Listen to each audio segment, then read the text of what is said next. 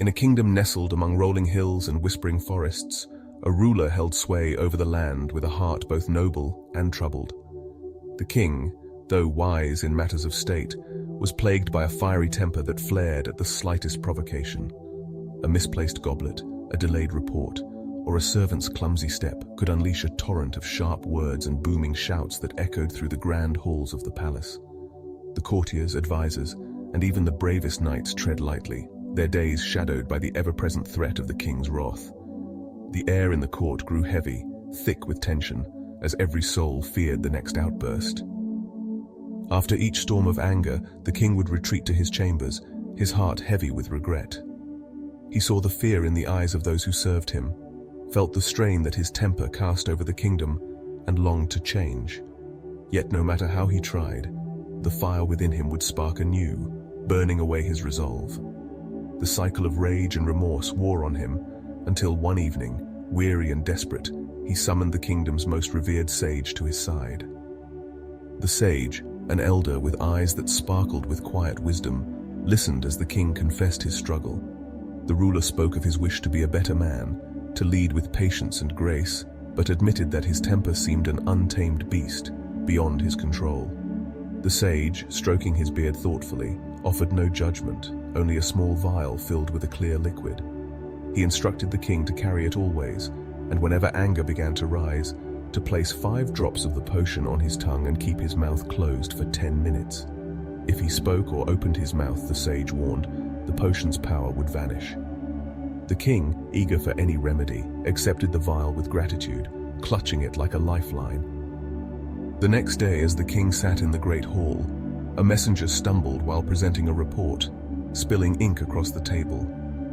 The familiar heat surged in the king's chest, his hands tightening on the arms of his throne. But he remembered the sage's words. Reaching for the vial, he carefully placed 5 drops on his tongue. The liquid was tasteless, cool, and unremarkable, yet he pressed his lips together, determined to follow the instructions.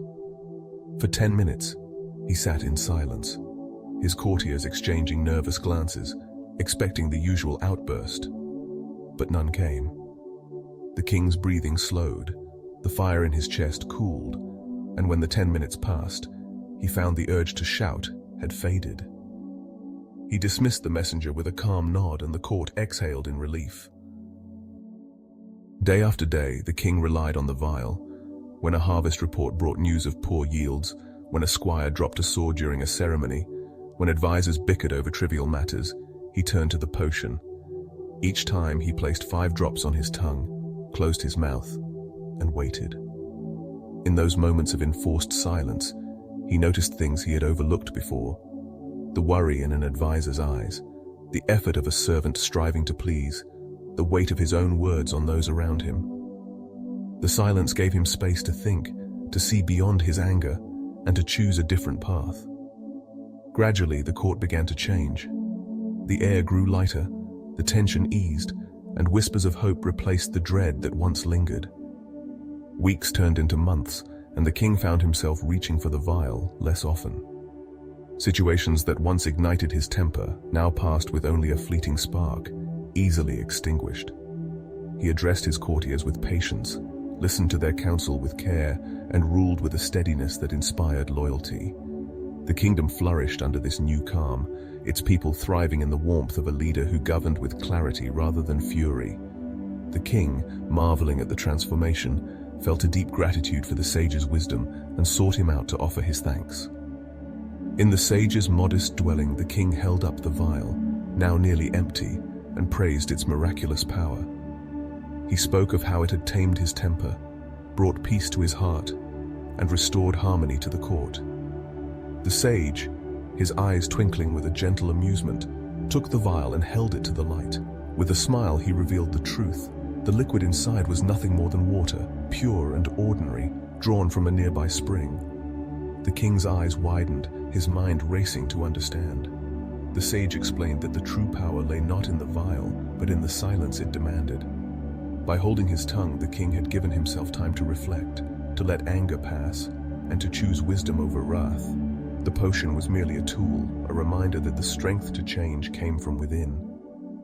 The king sat in quiet awe, absorbing the lesson. He realized that his temper had been a habit, a reflex that thrived in the rush of words and the heat of the moment.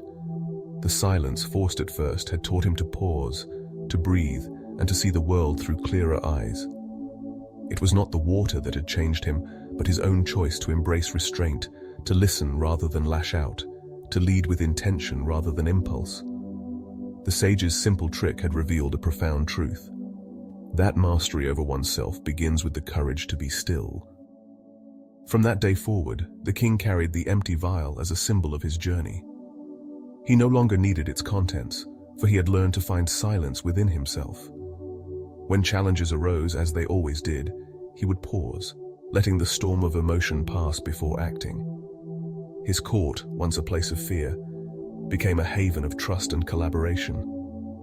The people of the kingdom, inspired by their ruler's transformation, began to emulate his patience, fostering a culture of understanding that strengthened the land for generations. The king's legacy was not one of conquest or grandeur, but of a quieter, deeper victory. He had conquered the fire within, proving that even the most stubborn flaws could be overcome with discipline and reflection. The lesson of the sage's water spread beyond the palace walls, a reminder to all that true power lies in the spaces between words, in the choice to pause, and in the strength to change. And so, the kingdom thrived, its heart beating to the rhythm of a king who had learned the art of silence.